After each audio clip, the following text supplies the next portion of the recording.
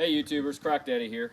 So I wanted to take a few minutes and talk about these military heaters. This is a Choctaw H140 140,000 BTU heater. That one right there is an engineered air system H120 120,000 BTU.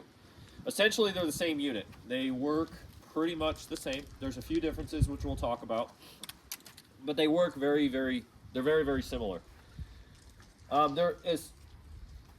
There's not a lot of information about these on YouTube. There's one guy that talks about how to set them up and how to get them operating. What I wanted to do is talk about the theory of operation, how they operate, and common problems with these machines, at least what I've experienced, and how to fix these problems, and some resources you could go to if you have these issues. So, come on in here. So both the H120s, all of the units that I've ever had, have had this Leeson fan motor on it. When you turn the unit to vent mode, it activates this fan motor, which spins the fuel pump. It pulls fuel from the fuel tank, which is down there. Underneath this, it's literally just a tube that drops down into all the way to the floor of your fuel tank, and there's a puck at the bottom.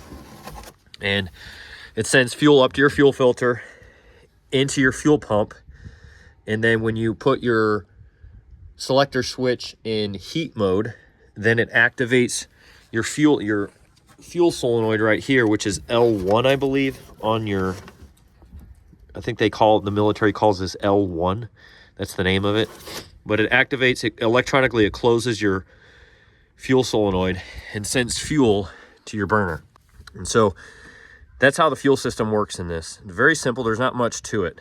Now, this unit right here, when I first got it, the problem that I was having is it was sending fuel to the burner in all settings, in your vent mode, cool down mode, and your heat mode, which is not good. Because if what happens is basically your chamber fills with fuel. It fills with diesel fuel, which is what these units operate off. What I had to do is I had to add a solenoid in between.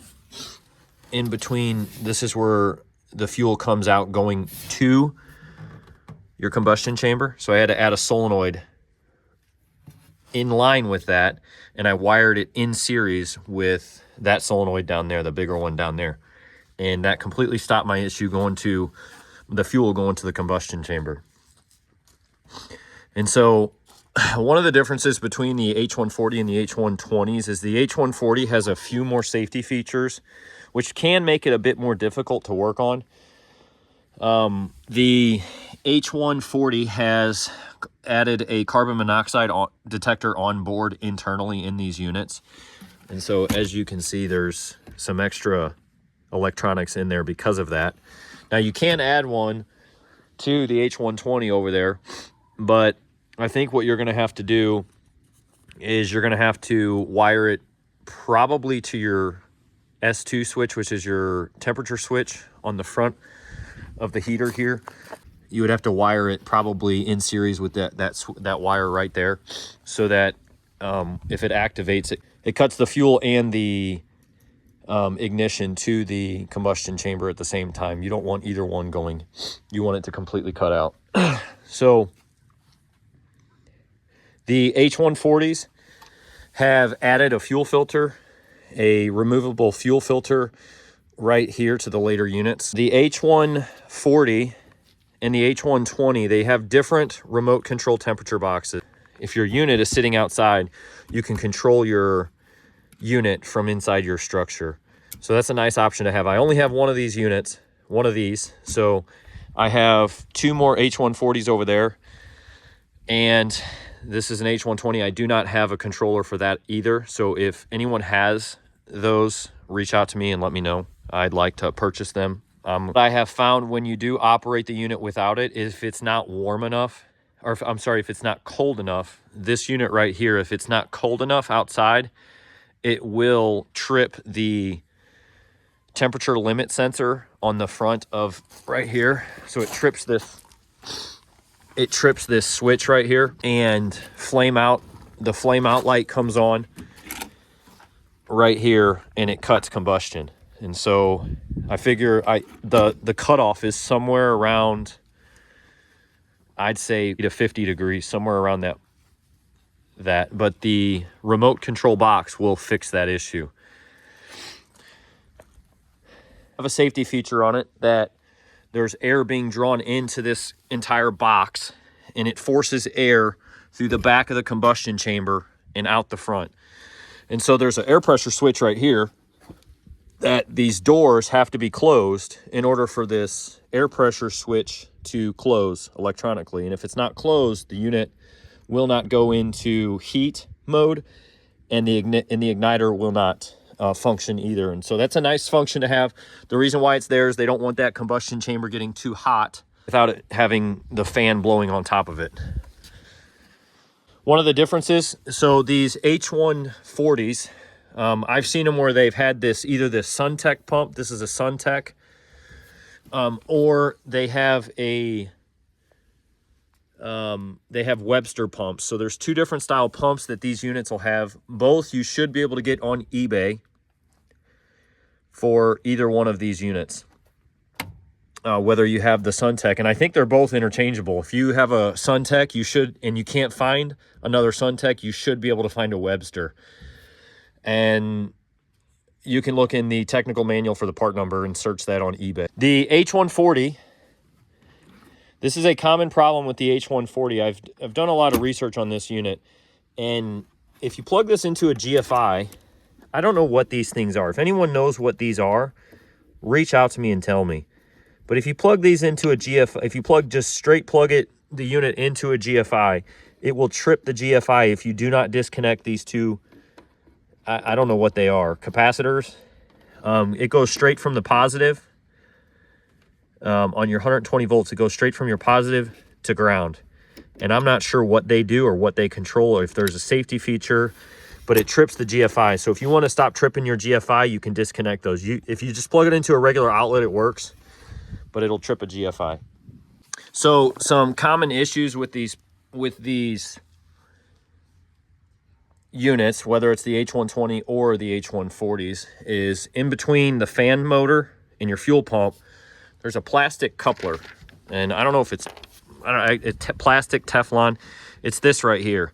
And what happens is when the military stores these, or when they get in storage, because most of this stuff just sits for years and years, sometimes decades, and it never gets used. And when somebody goes to start the unit up, this coupler, which is attached to the front of the shaft on your fuel pump, it'll spin, and the fuel pump won't spin because it's either locked up, it's been sitting a while, it's got some dried up diesel fuel in there, or they have some gel or some preservative that they put in here that's really bad long term. And so they got to be cleaned out, taken apart and cleaned out. And so it shears this plastic coupler right here. It's another safety mechanism. And I found them both sheared in the H140s and the H120s. And so what I did to fix that issue is I went to my local machine shop, and he actually made me a few of these. And so if you need one, reach out to me, and I can try to get one made for you and sold to you. They do have leaky pumps. And so I think I already discussed this one, but I've seen it a few times where these pumps will leak, and they will even leak fuel past that solenoid. And so what I had to do to this unit is, I think I already said this, but I had to add that solenoid down there in line in between the outlet going to the burner and the burner chamber itself. They all come with dirty tanks. I recommend that you remove this panel, pull your tank out, and completely clean your tank out prior to running the unit. And just service your fuel system. That saves a lot of problems. It could potentially save your fuel pump. The electrodes, so on the front of your unit right here, when you remove this, you can access your burner assembly. And in your burner assembly, so if you pull your burner assembly out, what I've had a lot of times is your fuel will spray. Your electrodes, you can see that there's contact between your electrodes, but it's not igniting your fuel, and it's because that the electrodes are improperly spaced from your spray nozzle. They're too high, they're too far apart, what have you. And so there's in the technical manual, we'll discuss these in a second. In the technical manual, it walks you through the procedure of exactly how to do that. And I do it to all the units as well. Most of the fuel pressure gauges, a lot of them, not most of them, but a lot of them need replacement. I had to replace that one over there. You can find the information and the part numbers for this. That's an aftermarket one, and I think I found it on Steel Soldiers. So you can look up on Steel Soldiers. They will have all the parts that you need to move from this, which is a military part number, to aftermarket. They'll tell you exactly what you need. Okay, so another problem that these units do have is the temperature switches, the temperature limit switches. So these fail. These switches right here, they fail. Typically they're closed. When you operate the unit, they're always electronically they're closed. And when they fail, they open and cut off power from that line to that line, and your unit doesn't work. And so, but that's pretty much it. That's pretty much the problems with these units. They're pretty painless. They're easy to work on.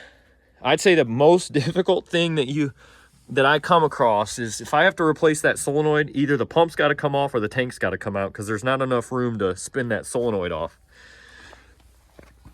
And when I take the fuel tank out to service it, if I have to do maintenance anything on the fuel pump, that's when I do it at that time. The technical manual for the H140s is that number right there. You can do a Google search of that number and this entire technical manual will come up. For the H120s, it's that number right there. Most problems that you're ever going to run into can be solved with the technical manual.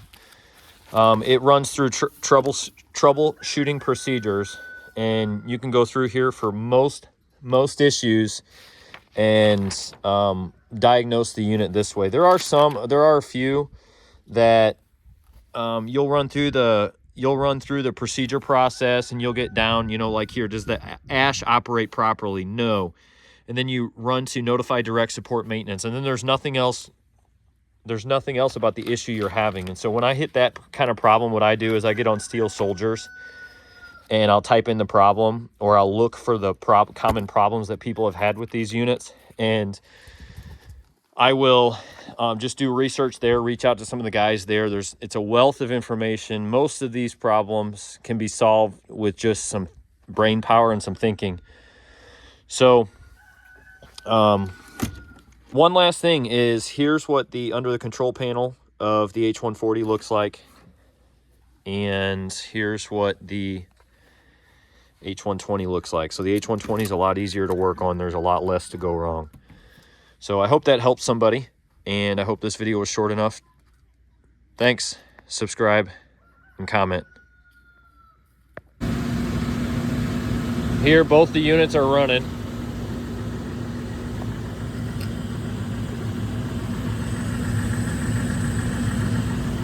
This is the H140 running.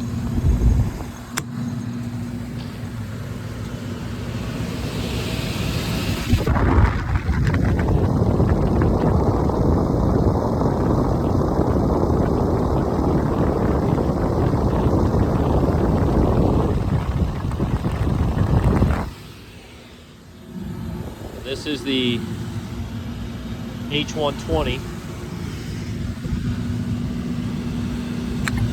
running. It should run between, the fuel pressure should be between 100 to 120 psi as they're in heat mode on each unit.